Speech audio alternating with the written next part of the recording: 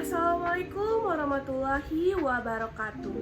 Yang terhormat Bapak Imadudin SIKOM MIKOM selaku dosen mata kuliah Desain Presentasi dan Pisdek kelas 7A1.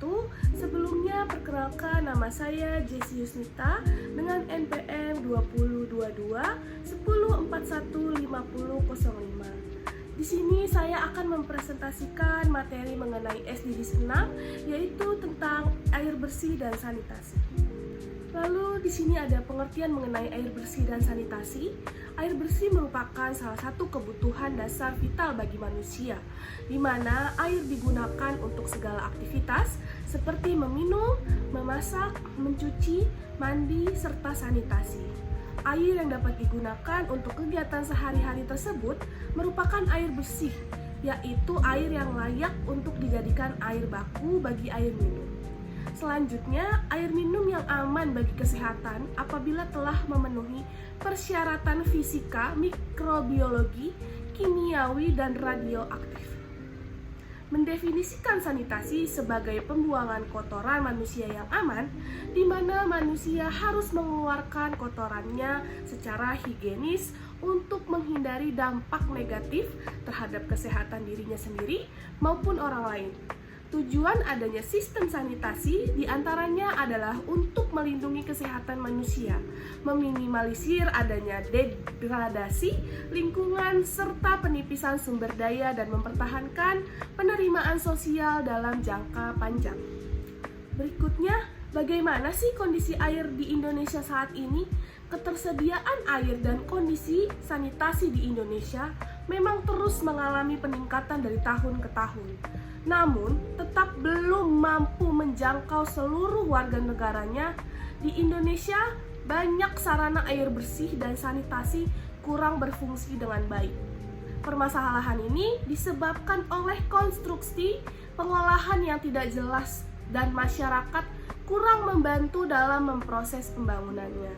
Sebagian besar masyarakat kurang memiliki akses air bersih yang memadai dan memiliki kebersihan pribadi yang buruk sehingga beresiko terkena penyakit menular yang berasal dari air.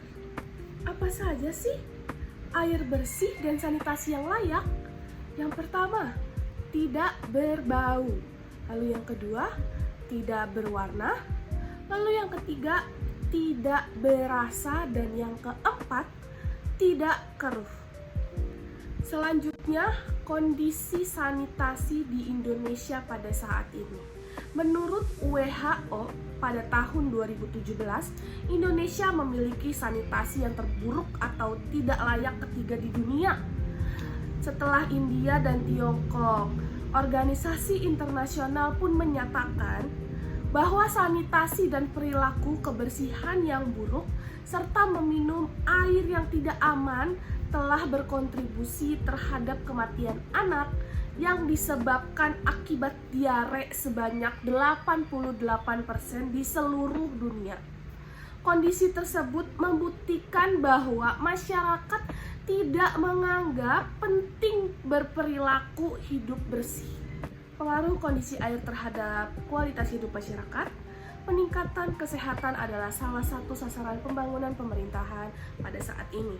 Pemerintah sudah menetapkan program Indonesia Sehat sebagai salah satu langkah untuk memperbaiki kesehatan masyarakatnya agar masyarakat mendapatkan hidup yang layak dan bersih. Untuk meningkatkan kesehatan kondisi lingkungan yang sehat dan bersih, yaitu lingkungan adalah faktor yang memiliki peran besar untuk kesehatan masyarakat. Kondisi sanitasi perlu diperhatikan, yaitu penyediaan air bersih, pembuangan kotoran manusia, pengelolaan sampah, dan pengelolaan limbah. Kualitas dan keamanan air itu sangat penting untuk perkembangan dan kesejahteraan manusia.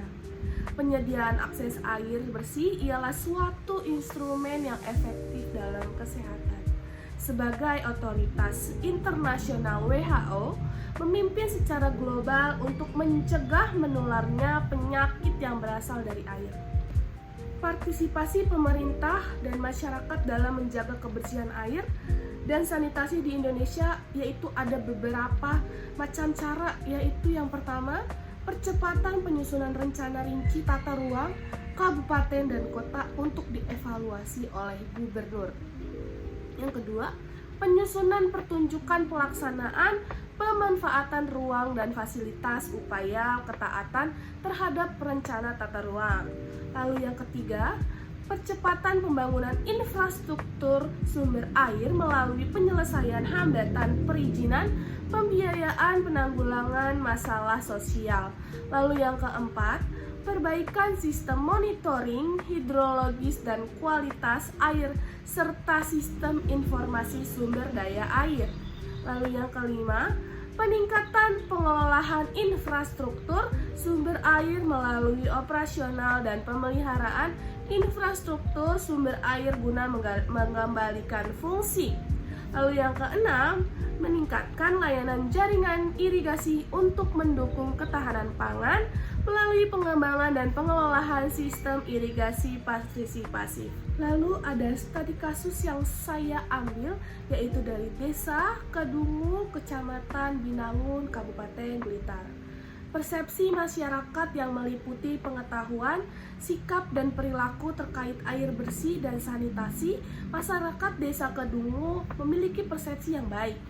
Masyarakat dapat menjelaskan pengertian, kriteria, dan manfaat air bersih sehingga keberadaan air harus dijaga termasuk dengan tidak membuang sampah ke sungai. Keberadaan air bersih sangat penting seperti untuk dikonsumsi mandi, cuci, dan lain sebagainya.